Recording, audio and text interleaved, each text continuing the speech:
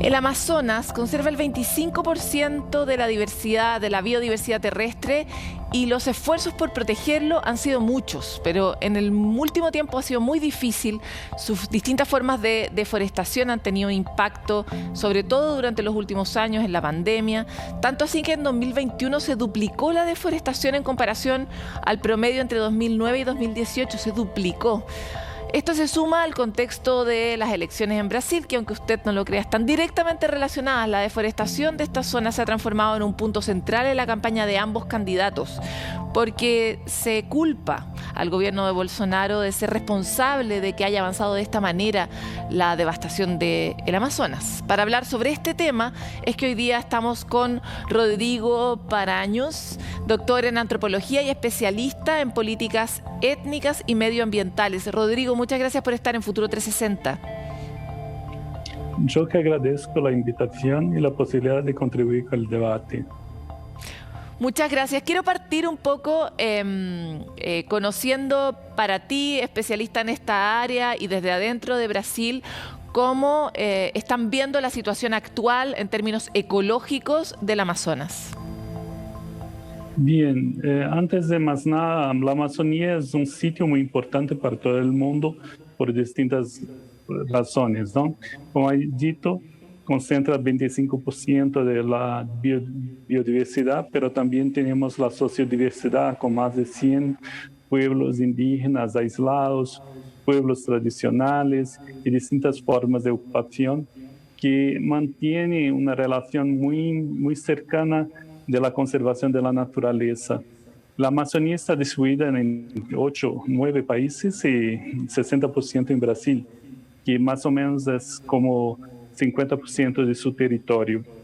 En la parte ecológica hay tenido un enfrentamiento en las últimas décadas, pues el crecimiento de la explotación, más que todo de la producción de granos y ganadería, han hecho un impacto significativo.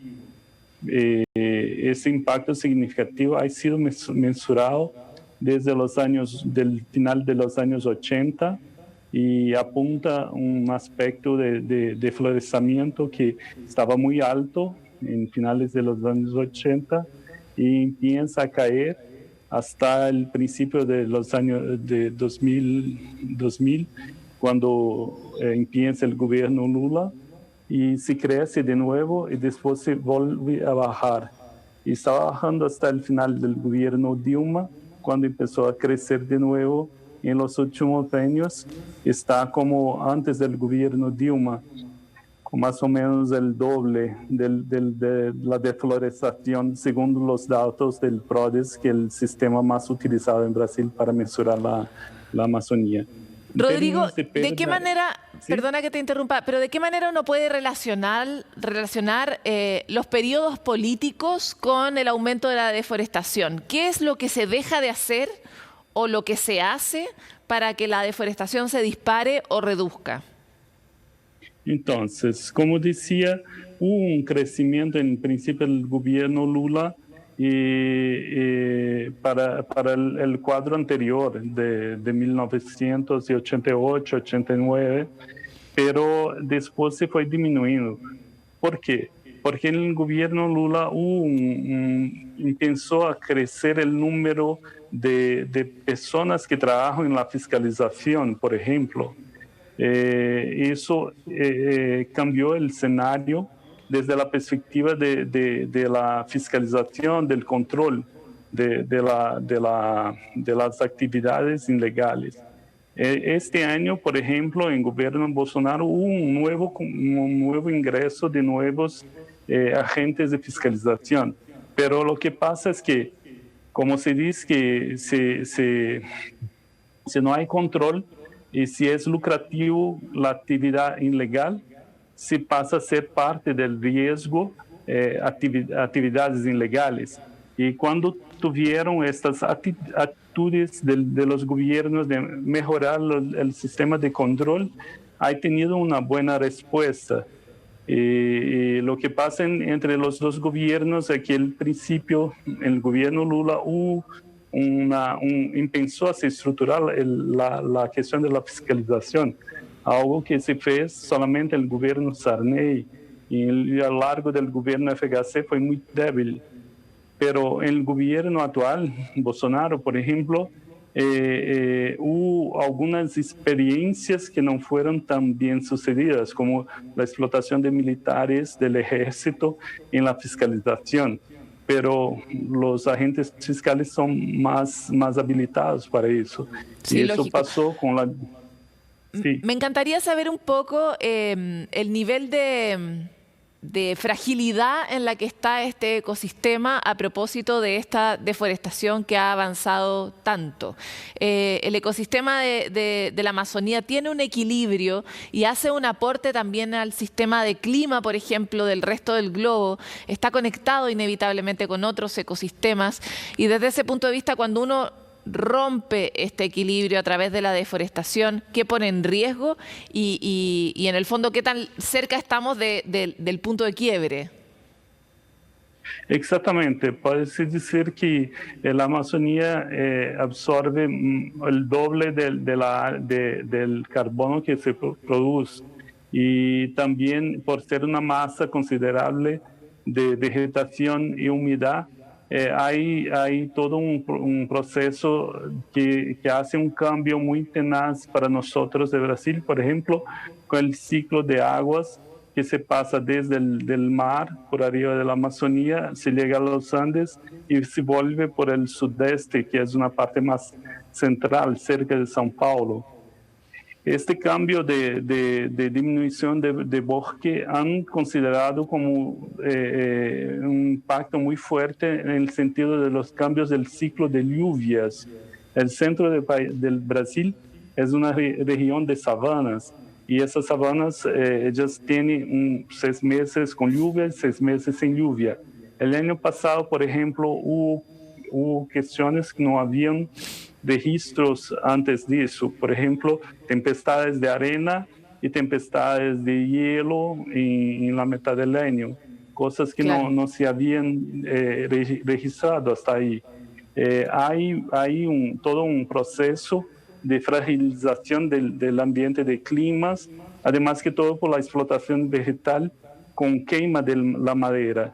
En este punto me encantaría decir que hay también otros proyectos de mejoría de la situación. Por ejemplo, en Mato Grosso, un departamento de Brasil, hay un centro de investigación que ha trabajado para desarrollar una cadena productiva de maderas tropicales limpia, producida a partir del manejo sostenible.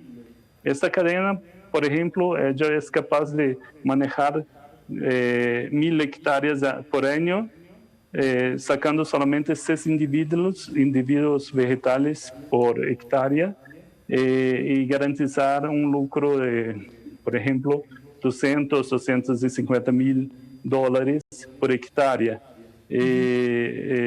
por cada 1.000 hectáreas. Ese proceso sigue el ciclo de rejuvenecimiento del bosque, porque el árbol nace, crece y muere. Cuando hacen los estudios y apuntan los individuos que están cerca de la maturidad para serem sacados, los sacan y se abre nuevo espacio para una nueva árvore que va a hacer la colecta de carbono, por ejemplo. Y con eso, en el periodo de descanso de 30 años, aún mantiene toda la diversidad que se puede aprovechar ese espacio con crecimiento de la naturaleza y la explotación y el aumento del secuestro de carbono también. Entonces, Rodrigo, hay algunas iniciativas. Para avanzar en esa misma línea, además del aumento de fiscalización, que es lo que tú planteabas que había tenido un impacto en el control de la deforestación, ¿existe alguna diferenciación entre la oferta de Lula y la oferta de Bolsonaro en cuanto a otras políticas públicas, por ejemplo, de incentivo, que hagan que, en particular, el cultivo de granos no sea tan atractivo como otros negocios o que pueda colaborar con el control de esta deforestación? Bien, hay una clareza que el costo de la producción de granos está directamente involucrado en la explotación vegetal. ¿Por qué? Simplesmente cuando la naturaleza está ahí para ser dominada, domesticada o convertida en pasto de ganadería o pasto o áreas de granos, no se considera como el valor que tiene la biodiversidad, tampoco la cuestión climática y mucho menos la cuestión social. En ese sentido, el cambio no se pasa solamente por la política de oferta. Más que todo, sea Lula o Bolsonaro, ellos están dentro de un contexto productivo, donde sectores de la economía nacional e internacional tienen sus inversiones y muchas veces no consideran la cuestión ambiental como parte de un proceso que debe ser remunerado. Remunerado en el sentido de, por ejemplo, si en Brasil empieza un proceso de cobro de bonos, de algún impuesto, de impuestos por esa producción en bosques, de pronto se van a comprar en Estados Unidos, entonces tiene que ser una cuestión más global. Y a mí me parece que tanto uno cuanto el otro aún son muy tímidos en esas ofertas de propuestas, pero sin embargo, por tenermos la experiencia de Bolsonaro, que ha crecido mucho de la deforestación, y Lula también hubo ese crecimiento, pero después lo cambió. Hay todo el debate que busca polarizar un poco la discusión, pero más que todo la cuestión es económica, para el punto de vista de la destinación del bosque. Sin embargo, también debemos considerar que no es solamente la producción de granos o ganadería o de madera. La verdad, la ocupación mayor, el impacto mayor de la deforestación se da por la búsqueda de la tenencia de la tierra.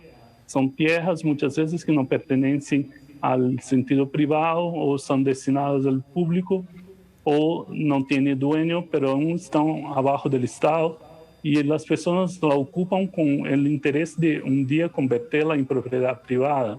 claro. Entonces, más que todo, es una política en ese sentido que se hace necesaria.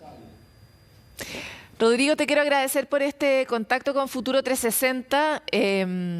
No, hemos visto cuáles son los impactos proyectados de la elección de uno u otro presidente, pero ojalá que la relevancia de este debate termine impulsando a los ciudadanos a elegir lo que permita conservar el Amazonas.